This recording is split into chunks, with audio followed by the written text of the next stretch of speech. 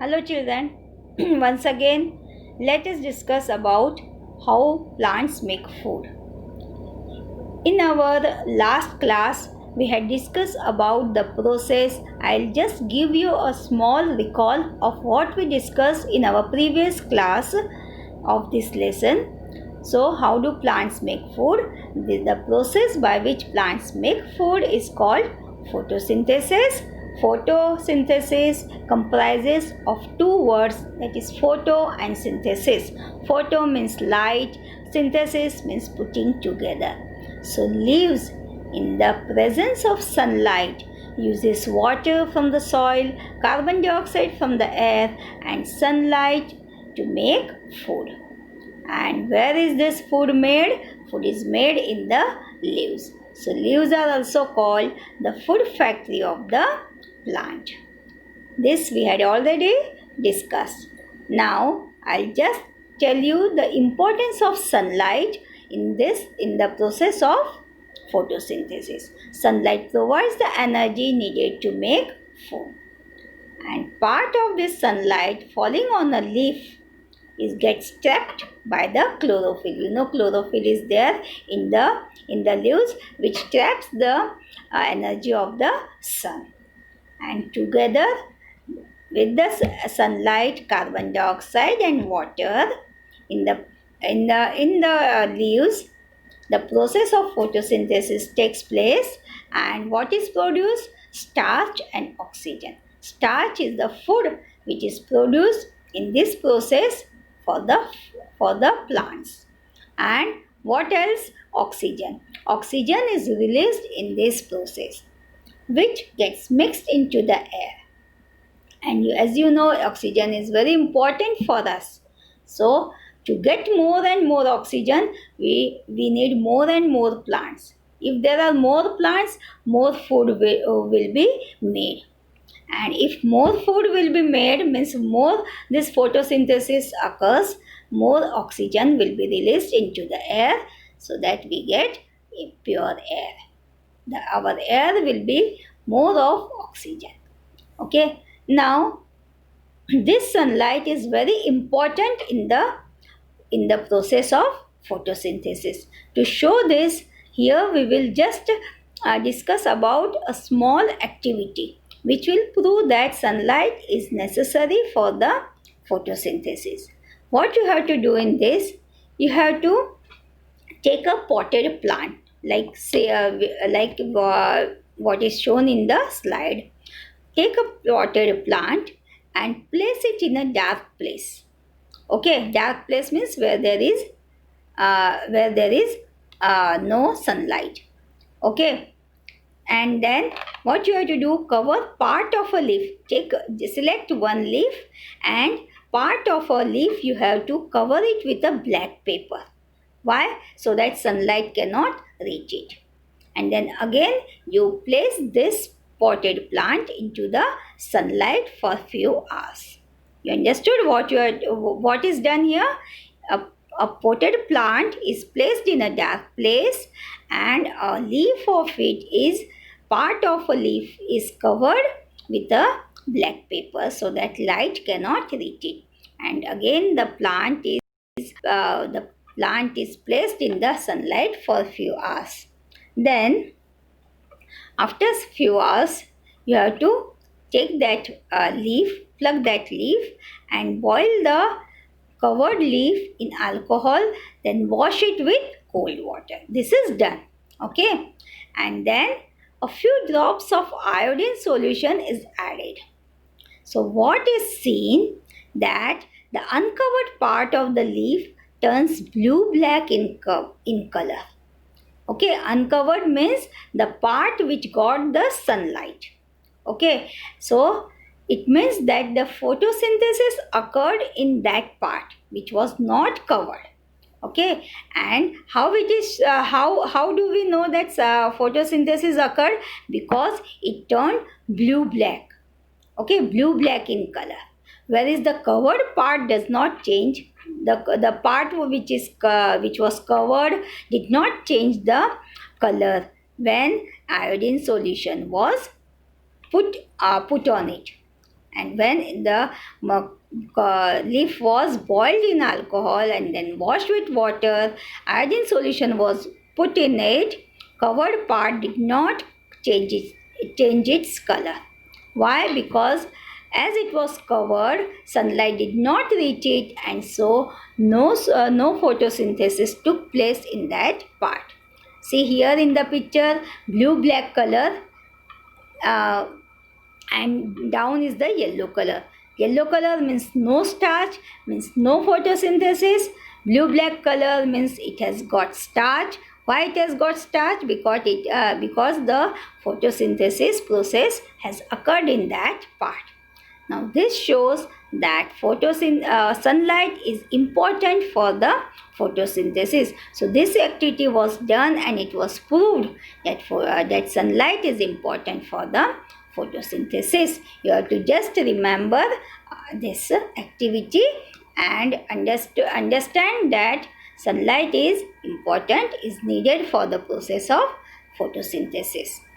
Now,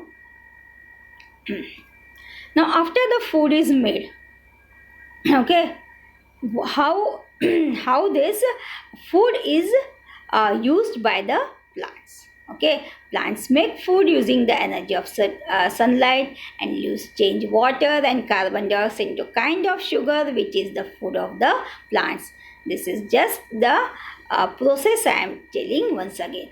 Now the food is taken through the veins. Now after the food is made into the leaves, I told you it is the leaf is the food factory of the leaf of the plant.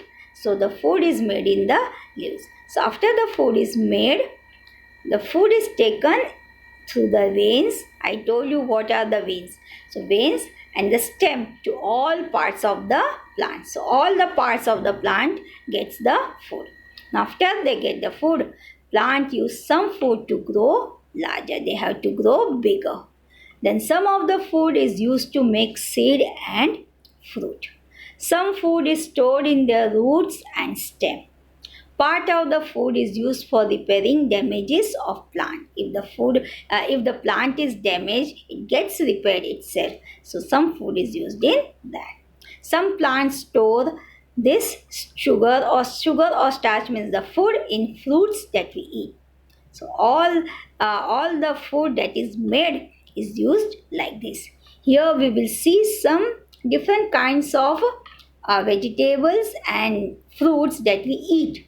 So see, this is in these things the food is stored. Plants store food in the form of sugar and starch in the fruits, seeds, leaves, roots, or the stem, and then we eat these vegetables and food. So see here, potato is a stem which we eat. Okay, then sweet potato is also there. Then the leaves of cabbage we eat. Then flower, that is a cauliflower that we eat. We eat fruit, that is a mango. We eat roots. The example of roots are the carrots. So these are the different parts of the plant actually that we eat, where the food is stored. And on the other hand, we eat these parts of a plant as a food. So when we eat food from plant, we actually eat the sugar or starch and other substances that the plants make for themselves. So this is how we get the fruits and vegetables from the plants. Now, as I told in my previous lecture, that how we are dependent on the plants for the food, and animals also depended on the plants. So here we will just discuss again how plants and animals are dependent on each other. Now, during photosynthesis, leaves take in carbon dioxide from air and gives out oxygen, right? Oxygen is important for us. So animals inhale oxygen from the air and exhale carbon dioxide while breathing. See, carbon dioxide is required for plants to make food. and they release oxygen. This oxygen is required by animals for breathing, right? And we give out, when the animals exhale, we give out carbon dioxide that is used by the plants. So vice versa is there. Whatever is required by the plants, we give them, and whatever we require, plants give us. So this is how plants and animals are dependent on each other. You can see in the pictures, a sun is there, then plant tree is there. During photosynthesis, oxygen is given out, oxygen is taken up by the animals including humans is taken in. Okay, and when we respire this oxygen, when in breathing we inhale this oxygen, right? And in the process of respiration, again when we exhale, we breathe out carbon dioxide, which is taken again by the plants, by the tree. In this picture it is shown. So this shows that animals depend on plants for oxygen, and plants depend on animals for carbon dioxide. Yes, so this is how plants and animal depend on each other.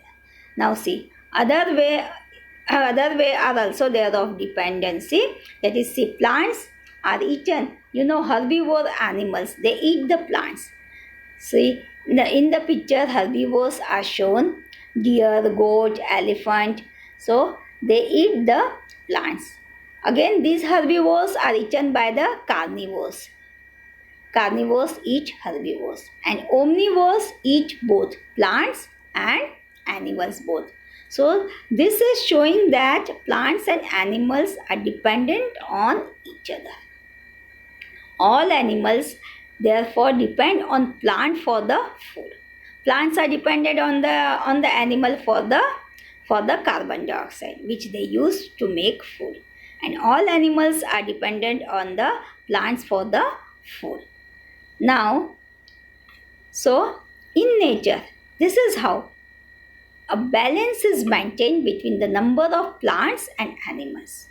And because there is a balance, plants get enough carbon dioxide because enough many numbers of animals are there, right? So enough carbon dioxide is produced, which is taken up by the plants to make food.